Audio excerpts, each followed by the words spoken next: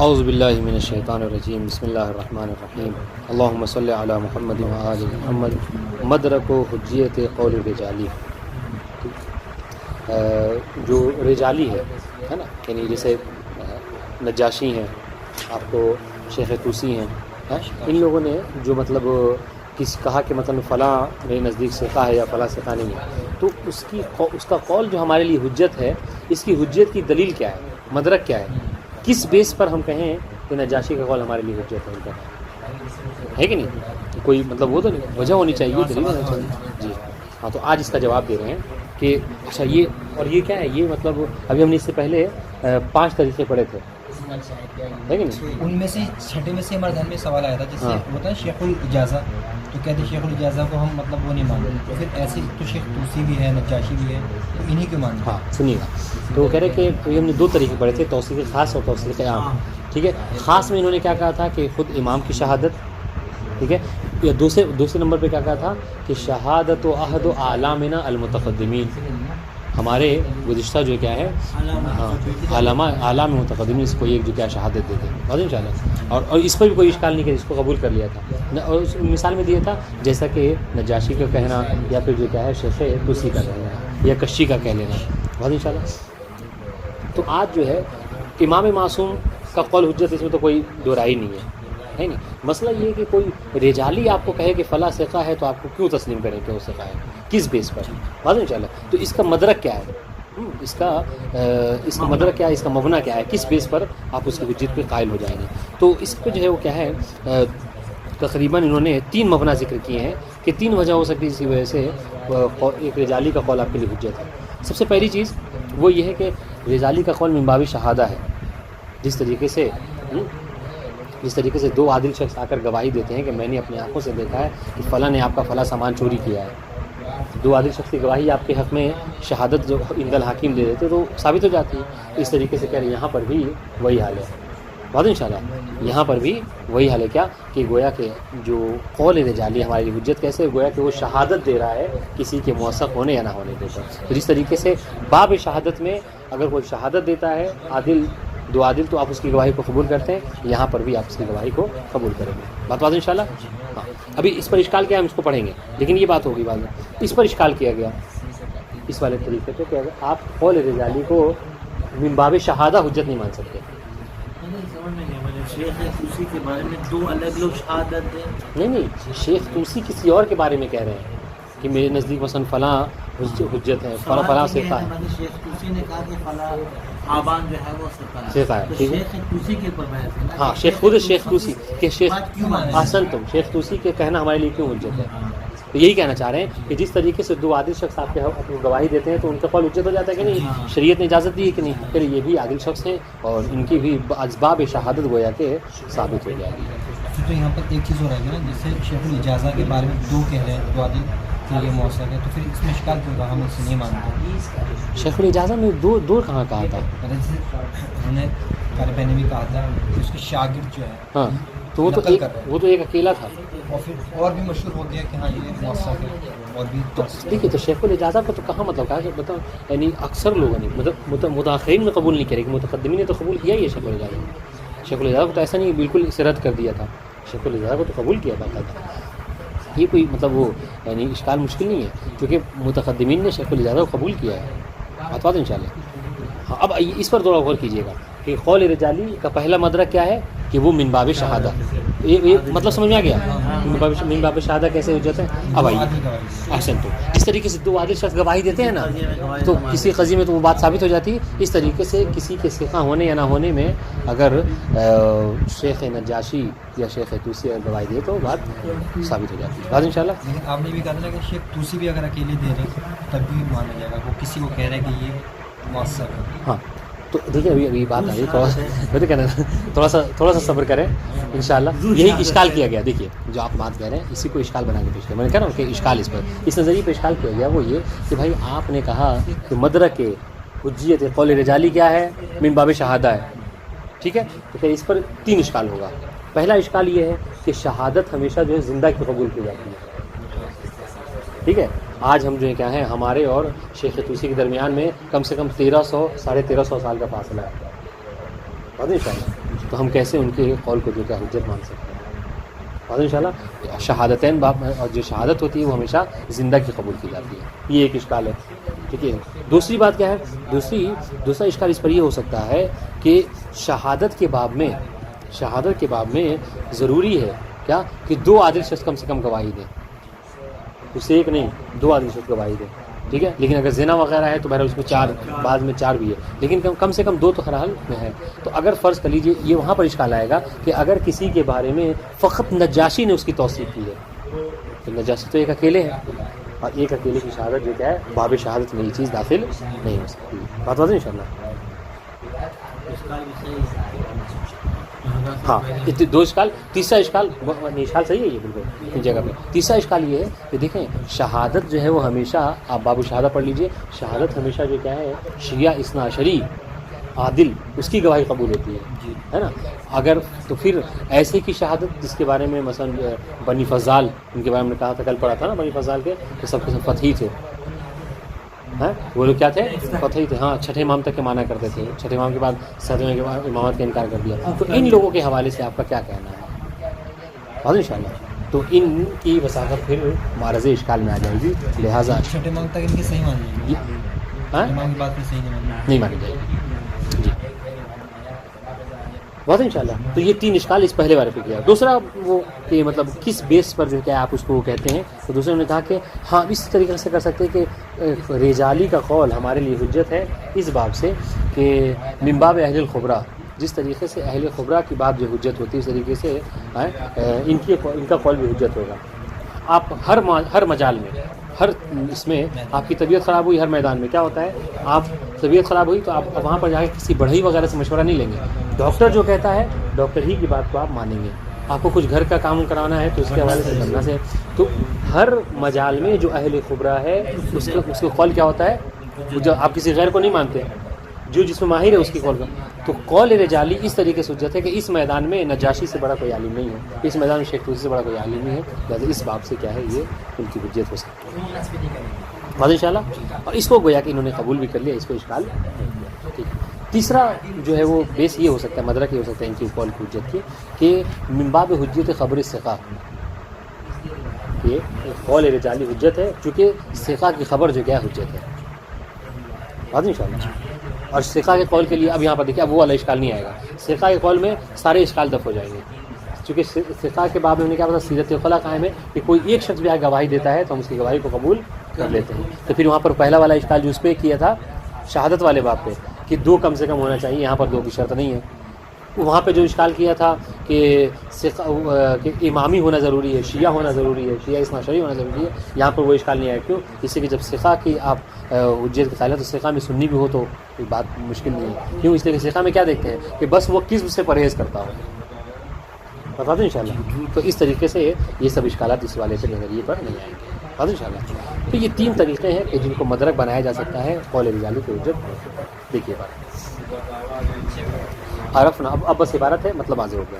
عرفنا فیما تقدم، کوئی سوال وغیرہ ہے؟ عرفنا فیما تقدم وجود عدت طرق لاثبات الوثاقہ، ہم نے اس سے پہلے کسی کی وثاقت کے ثابت ہونے کے لیے متعدد طریقے ذکر کیے، ٹھیک ہے۔ وکان العمدۃ منہا توثیق الرجالی، ان طریقوں میں سے عمدہ ترین طریقہ جو ہے کیا ہے، بہترین طریقہ کیا تھا، شہادت معصوم۔ اور اس کی بہتری آپ اس سے اندازہ لگائیے کہ شہادت معصوم کے بعد جو دوسرا مرحلہ ہم نے ذکر کیا تھا کیا، شہادت واحد اعلیٰ امینہ، دوسرے مرحلے میں جی۔ تو یہ قول ہے۔ اب آئیے وفی حاضر بحث نرید تعارف علی مدرک حجت قول رجالی، ہم نے جو کہا کہ قول رجالی کیا ہے، کسی کی حجت ثابت ہو سکتی ہے، کسی کی توثیق ثابت ہو سکتی ہے، تو یہ قول رجالی ہی کی حجت کہاں سے آئی، اور انشاءاللہ اس پہ ہم جاننا چاہتے ہیں۔ وفی میلی نصب الوجوہ تالیہ، ہم نیچے جو ہے ذکر کر رہے ہیں کہ کس مدرک کے بیس پر آپ اس کے قول کو حجت مان سکتے ہیں۔ پہلا مورد ان یکون ذلک من باب الشہادہ، ٹھیک ہے، کہ پہلا مورد کہ قول رجالی حجت ہے من باب شہادہ، یعنی اس کا قول جس طریقے سے شہادت کے باب میں 2 عادل شخص گواہی دیتے ہیں تو ان کا قول حجت ہوتا ہے، اس طریقے سے ان کا بھی قول حجت ہوگا۔ فکما ان الاخبار لدى الحاکم بان الدار الفلانی لزید شہادۃ ویکون ذلک حجہ من باب حجت الشہادہ کذلک اخبار الرجال بمساقط الرائے شہادۃ ویکون حجۃ من باب حجت الشہادہ۔ بہت آسان سی عبارت ہے، کیا کہہ رہے ہیں، جس طریقے سے جس طریقے سے اگر کوئی حاکم کے نزدیک دو لوگ جا کر گواہی دے دیں، دو عادل شخص، دو شیعہ عادل شخص گواہی دے دیں کہ ہم گواہی دیتے ہیں کہ فلاں گھر جو کیا ہے فلاں کا ہے، تو عادل کے نزدیک وہ بات ثابت ہو جاتی ہے. کیوں؟ من باب حجت شہادت، کیونکہ شہادت جو کیا حجت ہے، ٹھیک ہے، اور ان دونوں کی شہادت جو کیا ہے حجت ہو جاتی ہے.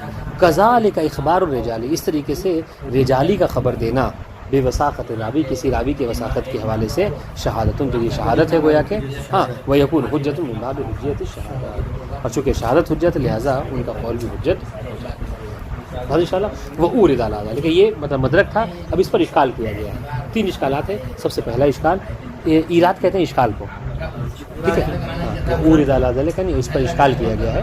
وہ کیا؟ باب لازم ہی، ہاں سنیے گا، باب لازم ہی عدم قبول شہادت مثل نجاشی و شیخ طوسی بالوثاقہ. کہہ رہے اگر ہم اس بات کو مانتے ہیں نا، اوپر جو آپ نے شہادت والی بات کہی ہے، اگر ہم اس کو تسلیم کرتے ہیں تو اس سے اشکال یہ آتا ہے کہ نجاشی اور شیخ طوسی ان کا جو قول ہے وثاقت کے متعلق یہ قبول نہیں کر سکتے ہیں. ان پر اشکال آئے گا. کیوں؟ لأن شرط قبول شہادت شاہد کون حی ولیس بمیت. آپ ان کی زندگی میں تو بات چل سکتی تھی، لیکن اب جو ہے کیا، جبکہ وہ زندہ نہیں ہے اور شہادت کے باب میں جو شاہد ہوتا ہے اس کا زندہ ہونا ضروری ہوتا ہے. اس وجہ سے ہم کیا کہتے ہیں، اس وجہ سے ضروری ہے کہ اب اگر اس شہادت کے باب سے آپ اس قول رجالی کو حجت مانتے ہیں تو ہم نہیں مان سکتے. کیوں؟ اس لیے کہ وہ دونوں اب زندہ نہیں ہیں، لہٰذا ان کا قول ہمارے لیے حجت نہیں ہو سکتا. ان کے زمانے والوں کے لیے تھا، ہمارے لیے بتا دیں انشاءاللہ. یہ ایک اشکال. دوسرا اشکال کما وانه يلزم عدم قبول شہادت کل واحد منهما اذا كان منفردا. اور اس سے ایک لازم یہ بھی آئے گا کہ اگر دونوں کہیں دونوں جمع ہیں، ٹھیک ہے، پہلا والا اشکال سے غض نظر کر لیں ہم، ٹھیک ہے، چشم پوشی کر لیں، تو ایک اشکال یہ اور ہو سکتا ہے کہ اگر دونوں کسی گواہی دیتے تو پھر تو ٹھیک ہے، 2 عادل گواہ ہو گئے. لیکن اگر دونوں میں سے کوئی ایک گواہی دے، کسی کی وثاقت فقط نجاشی کے نزدیک ثابت ہے، کسی کی وثاقت فقط شیخ طوسی کے نزدیک ثابت ہے، تو وہ حجت ہمارے لیے نہیں ہوگی. کیوں؟ اس لیے کہ باب شہادت ہم نے پڑھا ہے کہ شاہد کم سے کم کسی مسئلے میں 2 ہونے چاہیے. لأن شرط قبول شہادہ تعدد الشاہد وکونہ اثنین. اگر اس میں تعارض ہو جائے شیخ طوسی اور شیخ نجاشی کے قول میں تو وہ ساقط ہو جائے گا. کل پڑھا تھا. جی ہاں بات انشاءاللہ. کما وانه يلزم عدم قبول توثیق غیر الامامی. تیسرا اشکال کہ اس سے یہ لازم آتا ہے کہ جو غیر امامی ہے اس کی توثیق ہمارے لیے قابل قبول نہیں ہے. جو غیر امامی اثنا شری اس کی توثیق قابل نہیں ہے. ہاں کیوں؟ لأن شرط قبول شہادت شاہد عدالت ہو. اس لیے کہ کسی شاہد کی شہادت کے قبول کرنے کی شرط کیا ہے کہ وہ عادل ہو، ٹھیک ہے، ولا تکفی وثاقہ، اور فقط ثقہ ہونا یہ کافی. یہ دیکھیے گا، یعنی عدالت توثیق سے ایک بڑا مرتبہ ہے، ٹھیک ہے. آپ یہ کہہ سکتے ہیں کہ عموم خصوص کیا ہے، مطلق کی نسبت ہے، یعنی ہر عادل موثق ہے لیکن ہر موثق عادل نہیں ہے. جی وہ علیہ یلزم رفض توثیقات بنی فضال التي ينقل الكشف بعضها لانه فتحیہ. اس بنا پر ہم بنی فضال کی جو ہے کیا ہے ان کی توثیقات کو ہم رد کر سکتے ہیں. کیوں؟ اس لیے کہ وہ کیا ہے، عادل نہیں ہے، وہ شیعہ اثنا شری نہیں ہے کہ جن کے متعلق کشی نے نقل کیا ہے، ٹھیک ہے. ينقل الكشف بنی فضال التي ينقل الكشف بعضها، جن کے حوالے سے کشی نے بعض کو نقل کیا ہے. کیوں وہ عادل نہیں ہے؟ اس لیے کہ لأنهم فتحیہ، وہ سب فتحی المذہب تھے. عبداللہ افتح چھٹے امام کے جو بیٹے تھے ان کی امامت کے قائل ہو گئے تھے. وذالک بعید، اور یہ چیز جو کیا ہے بعید ہے کہ ہم اس کو ترک کریں. کیوں؟ اس لیے کہ بنی فضال وہ ہیں کہ جن کی وثاقت کے متعلق کیا ہے 11ویں امام نے شہادت دی تھی. کل حدیث میں پڑھا تھا کہ خذوا ما روا وذروا ما رأوا. تو بہرحال یہ ایک مدرک اور اس پر اشکالات، ٹھیک ہے، 3 اشکال. دوسرا مدرک کہ قول رجالی اس بیس پر حجت ہو سکتا ہے کہ ان یکون ذلک من باب حجت قول اہل الخبرہ. اس بیس پر ہو سکتا ہے کہ چونکہ اہل خبرہ کسے کہتے ہیں، یعنی جو ایکسپرٹ احسن جو خبر رکھنے والے ہیں، ہے نا، ان کا قول جو کیا ہوتا ہے حجت ہوتا ہے ہر باب میں، ہر میدان میں. تو اس طریقے سے رجال کے میدان میں نجاشی اور شیخ طوسی مہارت رکھتے ہیں، لہٰذا ان کے وہ ایکسپرٹ ہیں، لہٰذا ان کی بات کو قبول کیا جائے گا. فکما سنیے گا، فکما ان قول الدلال الذي يحدد قیم الاشیاء حجت. من باب کون من اہل الخبرہ، جس طریقے سے ایک دلال ہے نا، وہ اس کو آپ زمین وغیرہ دکھائیے تو کہے گا ہاں 200 میٹر زمین ہے تو اس کی اتنی قیمت ہوگی، ہاں 300 میٹر زمین ہے اس کی اتنی قیمت ہوگی، یہاں پر یہ یہاں پہ وہ بن سکتا ہے، یہاں پہ وہ بن سکتا ہے، انجینئر وغیرہ جو آتے ہیں تو آپ ان کے قول کو مانتے ہیں، کیوں؟ اس لیے کہ وہ اس میں اہل خبرہ ہیں، ٹھیک ہے۔ تو اسی طریقے سے فَكَذَلِكَ إِخْبَارُ النَّجَّاشِ مثلاً بِفَصَاحَةِ الرُّوَاةِ حُجَّةٌ مِّن جِهَةِ الْمَذْكُورَةِ، اس طریقے سے نجاشی بھی کیا ہے، اس معاملے میں رجال کے معاملے میں ایکسپرٹ ہیں، انہوں نے زندگی اپنی گزاری اس میں، لہٰذا کیا ہے وہ ان کے قول کو ہم تسلیم کرتے ہیں۔ یہ والا جو پہلے والا جو اشکال تھا میت اور میت والا، تو اس کا کیا جواب دیا؟ نہیں وہ اس کو قبول نہیں کیا، یعنی اس پر اشکال بنتا ہے، یعنی آپ اس کو نہیں قبول کر سکتے، تو یہ دوسرے تیسرے کو قبول کر لیا ہے۔ دیکھیے اب دوسرے پہ اشکال نہیں کوئی ہے نا، کوئی اشکال نہیں۔ تیسری بات یقون ذالک من باب حجت خبر الثقہ، یہ قول رجالی حجت ہے کس باب سے؟ چونکہ ثقہ کا قول حجت ہے، اور انشاءاللہ اس بیس، اور یہ جو ہے اور رجالی جو کیا ہے وہ موثق ہے، لہٰذا اس کی بات ہمارے لیے ثابت ہو جائے گی۔ بالتقریب دلیل کیا ہے اس کی؟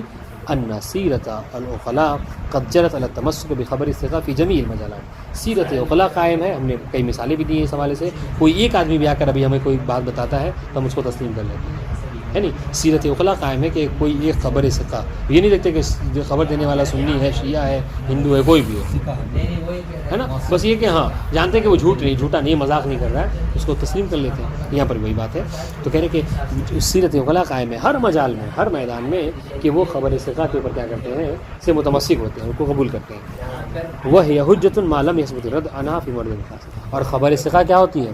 حجت ہوتی ہے کب تک؟ جب تک کہ اس کے مقابلے میں کوئی الگ سے خاص دلیل نہ آئے اور وہ کہے کہ ہاں یہ حجت نہیں ہے، بات ان شاء اللہ۔ تو جب تک مقابل میں تعارض کوئی دلیل نہ ہو تب تک یہ خبر ثقہ کیا ہے؟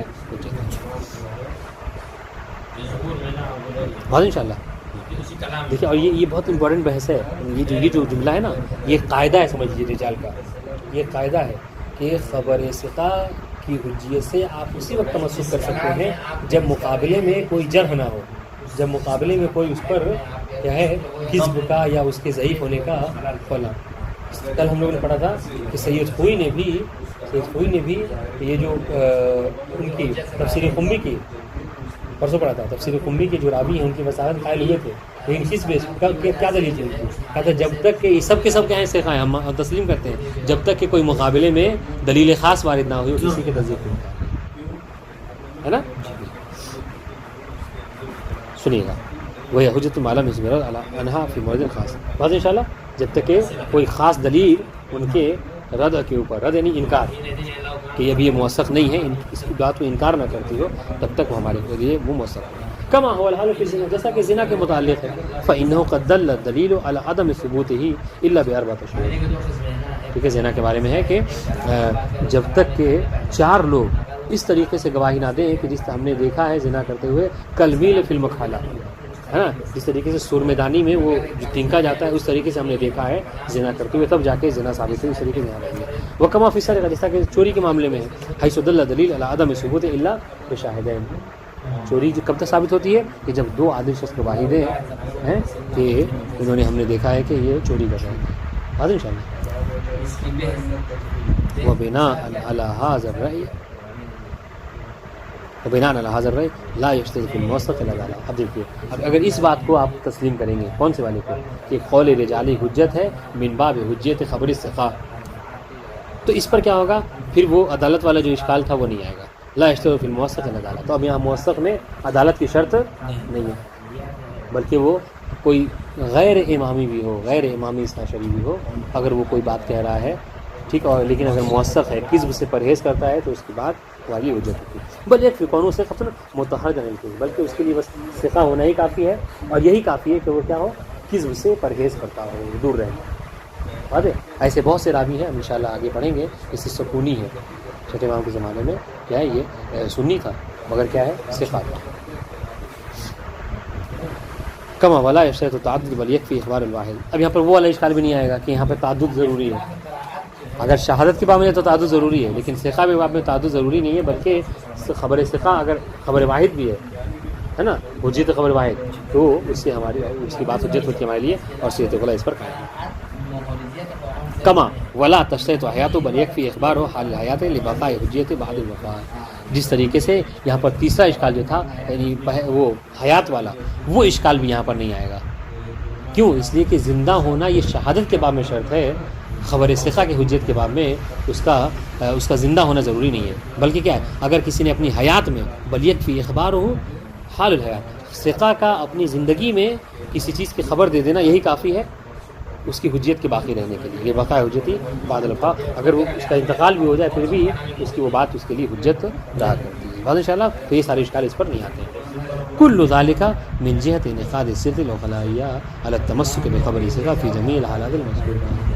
اور یہ سب کس بیس پہ ہیں؟ ان سب کی سیرت عقلاء. اسی لیے ہم نے اکثر کفایہ وغیرہ پڑھے تو حجیت خبر واحد کے اوپر، حجیت خبر ثقہ کے اوپر سب سے بڑی دلیل جو کیا ہے؟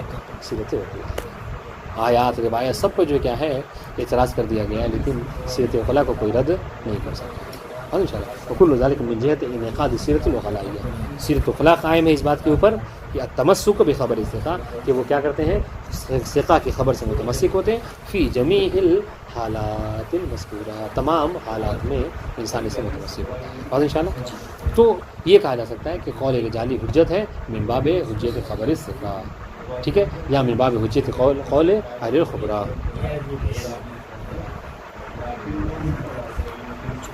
اب یہاں پہ تطبیقات ذکر کر رہے ہیں، وہ جو مطلب وعدہ کیا تھا کہ ہم ہر درس کے بعد پریکٹیکل کچھ باتیں آپ کو ذکر کریں گے، کس طریقے سے یہاں پر ذکر کریں گے. سنیے گا. قال فی وسائل شیعہ، ٹھیک ہے، وسائل شیعہ میں حر عملی نے یہ کہا کہ کہاں پر باب اول من باب ابواب الوضوء حدیث اثنین ما نص، یہ مطلب وہ حدیث کا نص ہے، یعنی یہ حدیث اس طریقے سے وہ ان ہو. سنیے گا، یہ اس کو بہت غور کیجیے گا. اگر یہ چیزیں آپ مطلب سیکھ گئے تو پھر کبھی بھی آپ روایت وغیرہ کی کتاب اٹھائیے گا، ٹھیک ہے، چاہے کافی ہو یا پھر خود وسائل الشیعہ ہو، تو آپ کو یہ سمجھنے میں مشکل نہیں ہوگی کہ یہ انہو کہہ دیا تو یہ انہو سے کون مراد ہے، نہیں سمجھ. لیکن اگر یہ بات آپ سمجھ گئے تو آپ کو ہمیشہ سمجھ جائیں گے کہ انہو سے کون مراد ہے. لیکن اگر نہیں سمجھے تو پھر وہ انہو سے آپ سمجھ نہیں پائیں گے. اور انشاءاللہ تو پتہ کسی کی نسبت کسی کی طرف دے دیں گے. سنیے گا حدیث کا، یہ سنیے کیسے. وہ انہو ان حماد ان حریز ان زرارہ ان ابی جعفر علیہ السلام فی حدیث قال علیہ السلام یا زرارہ الوضوء فریضۃ. ابھی سمجھائیں گے، ٹھیک ہے. یہ کیا ہے؟ اے زرارہ، وضو جو کیا ہے؟ واجب ہے امام بخاری. ٹھیک ہے، اب سنیے. ان ھذا الحدیث قد نقل الحر العملی عن الشیخ الطوسی. اس حدیث کو جو اوپر بیان کی گئی ہے، اس حدیث کو شیخ حر عملی نے نقل کیا ہے کس سے؟ شیخ طوسی سے. تو اب یہاں پر آپ سوال کریں گے کہ بھائی اوپر شیخ طوسی کا نام کیا ہے؟ محمد بن حسن.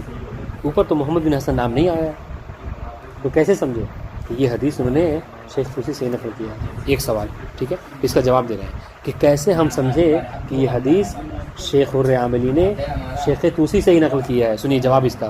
بقرینۃ ان الحدیث السابق علی ھذا الحدیث قد ابتدہ الحر بمحمد بن حسن الطوسی. سنیے یہ طریقہ ہے، یہ طریقہ ذہن میں آ گیا تو وسائل الشیعہ وغیرہ آپ آرام سے پڑھ سکتے ہیں، کوئی مشکل نہیں ہو سمجھنے میں. کیسے سمجھے کہ شیخ طوسی سے اس حدیث کو پڑھا؟ کہہ رہے اس لیے کہ اس حدیث سے پہلے کی جو حدیث ہے، یہ حدیث نمبر 2 ہے. حدیث نمبر 1 کو جب اٹھا کر دیکھیے گا آپ تو حدیث نمبر 1 کو انہوں نے لکھا ہے کہ اس حدیث کو میں نے شیخ طوسی سے نقل کیا ہے. اب سنیے گا، شیخ طوسی سے نقل کیا ہے اور دوسری حدیث میں آئے تو انہوں نے کیا کہا؟ بس حدیث کو ذکر کر دیا. اب یہ نہیں ذکر کیا، نہیں ابھی انہو ان سے نہیں ہے، انہو سے مراد کوئی اور ہے، انہو سے مراد بھی کوئی اور ہے. سنیے گا، جب دوسری حدیث کو نقل کیا تو انہوں نے یہ نہیں بتایا کہ میں نے کس سے سنا ہے، لیکن کسی سے نہیں سنا ہے، لیکن بات ابھی وہی چل رہی ہے نا. تو اس سے یہ لگتا ہے کہ ابھی شیخ طوسی سے ہی اس حدیث کو بھی وہ نقل کر رہے ہیں. واضح انشاءاللہ. جیسے وہی نا کہ ابھی آپ ہمیں کوئی پیغام دیں اور ہم جا کے اس کو پہنچائیں، پھر تھوڑی دیر بعد کیا انہوں نے مجھ سے یہ کہا، ہاں جب میں نے ان سے یہ سنا تو اس کا مطلب کیا ہے؟ ابھی یوسف آئی سے حوالے سے یہ بات چل رہی ہے. تو یہاں پہ یہی دیکھیے گا.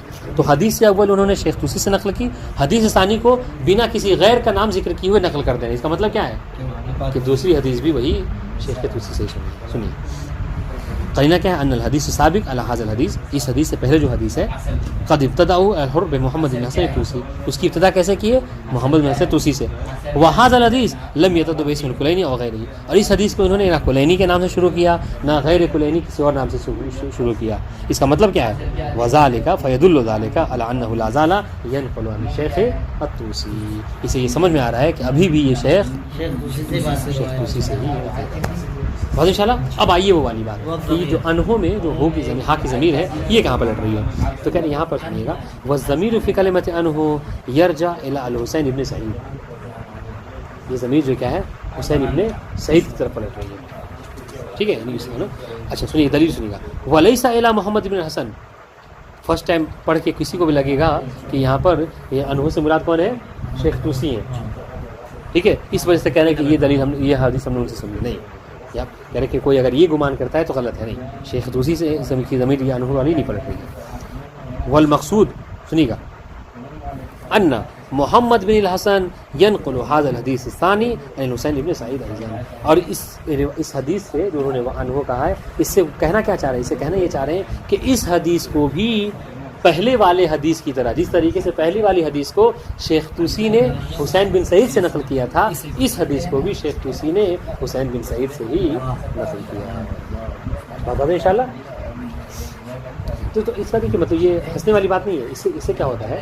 اس سے یہ ہوگا نا کہ اس سے جو کتاب ہے وہ مختصر ہوگی. اصل تو اس سے کتاب مختصر ہوگی اور پڑھنے والے کو ایک طریقہ آئے گا.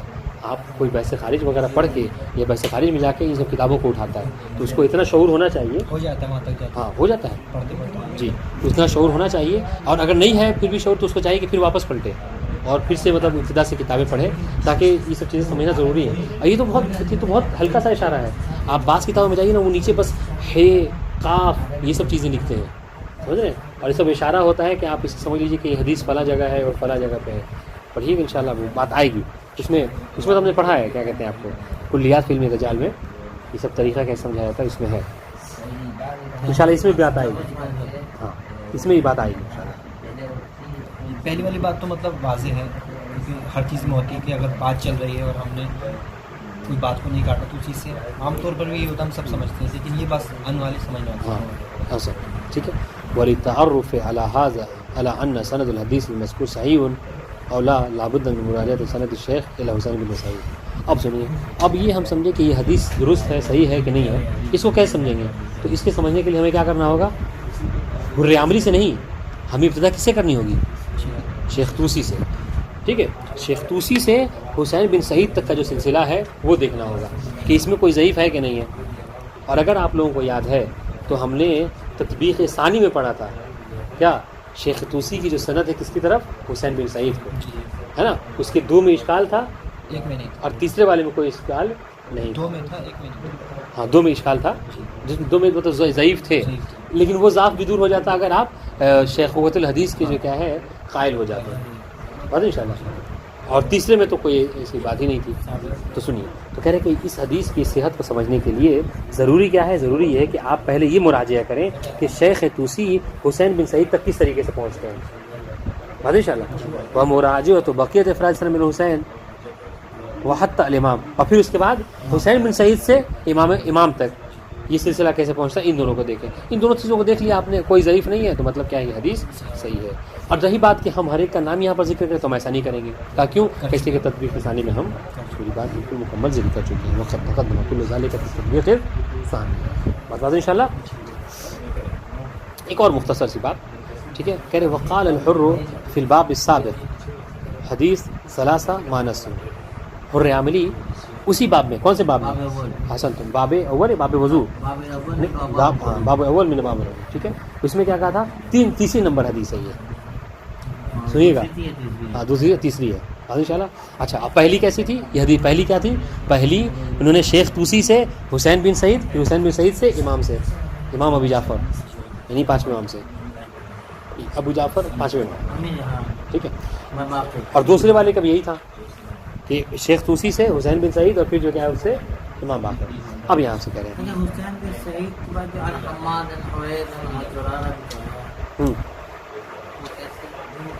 اس کا بھی اوپر ذکر کیا ہے انہوں نے. کہ حماد زرارہ یہ سب اس میں تو کوئی مشکل نہیں ہے، سب کے سب صفات ہے، اوپر یہ سب ذکر کیا ہے، جی ثانی مراجعہ کریں. کہہ رہے کہ وہ سنیے گا. تو یہ حدیث نمبر 3 میں فرماتے ہیں وہ بالاسناد کے. اب یہاں پر دیکھیے کیسے حدیث یعنی کیسے کتاب مختصر ہوتی ہے، ورنہ اگر ہر راوی سے ہر روایت سے پہلے ایک ہی بات کو دہراتے رہے، ایک تو پڑھنے والے کو ملل ہوگا، ہے نا، تھکے گا بھائی اسی حدیث کو. اب 3 حدیث دیکھیں نا، 3 حدیث سلسلے وار ذکر کیا اور تینوں میں کیا ہے، شیخ توسی سے لے کر امام تک ایک ہی بات کو نقل کرتے ہیں. تو یہ تو تھوڑا سمجھ کیا ہوتا ہے، ایک سامنے والے کو پڑھنے میں عجیب سا لگتا، اور دوسری بات کیا ہے کہ کتاب جو کیا ہے زیادہ بڑی ہوتی ہے. تو یہ 3 حدیث ہے اور سند سب کی ایک ہے. اب دیکھیں یہاں پہ کیا یہاں پہ اور مختصر ایک ہی بات، ایک جملہ کہہ کر ایک لفظ کہہ کر ساری بات سمیٹ دی. کیا کہا دیکھیے، وہ بالاسناد عن زرارہ، یہ باتیں سمجھنے کی ہیں. ہاں کیا کہا، وہ بالاسناد عن زرارہ، کیا مطلب، یعنی وہی سند ہے زرارہ تک پہنچتی ہے، اور زرارہ نے احسن، تو یہ بات یعنی شیخ توسی سے حسین بن سعید سے زرارہ تک. اب زرارہ کہتے ہیں کہ قال سألت ابا جعفر، زرارہ کہتے ہیں کہ میں نے ابا جعفر سے یعنی 5 امام سے سوال کیا عن الفرض فی الصلاۃ، کہ مولا نماز میں کون کون سی چیزیں واجب ہیں. ٹھیک ہے، فقال، ٹھیک ہے، الوقت یعنی مقدمات نماز ہو گیا کہ الوقت والطہور والقبلۃ والتوجہ والرکوع والسجود والدعاء، یہ ساری چیزیں کیا ہے نماز میں واجب. قنوت واجبات نماز میں سے رکن نہیں، واجبات رکن نہیں، لیکن واجبات کسی طرح بات ان شاء اللہ. ان هذا الحدیث قد نقله الحر عن الشیخ توسی. اب یہ بالاسناد کہ اس حدیث کو بھی شیخ حر عاملی نے شیخ توسی سے ہی نقل کیا ہے. ایضاً دلیل کیا ہے، لأنه لم يبتدأ باسم غیرہ، اس لیے کہ اس حدیث کی ابتدا کسی اور کے نام سے نہیں کیا ہے. نہ کرنے کا مطلب کیا ہے کہ شیخ توسی سے ہی. ایک بات. دوسری بات، والمقصود من قوله وبالاسناد، دیکھیے ایک لفظ سے وبالاسناد کہہ کے کہا، کہہ رہے کہ وبالاسناد المتفق فی الحدیث السابق، اس سے مراد کیا ہے، کہہ رہے کہ یہ وہی سند ہے کہ جو دوسری نمبر حدیث میں ذکر کیا، اور دوسری حدیث ہے پہلی والی میں جو ہم نے سند ذکر کیا وہی والی حدیث. کیوں، اے ان هذا الحدیث ينقل الشیخ توسی عن حسین ابن سعید عن حماد عن حریز عن زرارہ عن ابی جعفر علیہ الصلوۃ والسلام. ان شاء اللہ. تو یہ سب طریقہ اگر آپ سمجھ، اب آپ دیکھیے، اب جب کبھی آپ جائیں گے اور وسائل کھولیں گے اور وسائل میں صرف لکھا ہوا وہ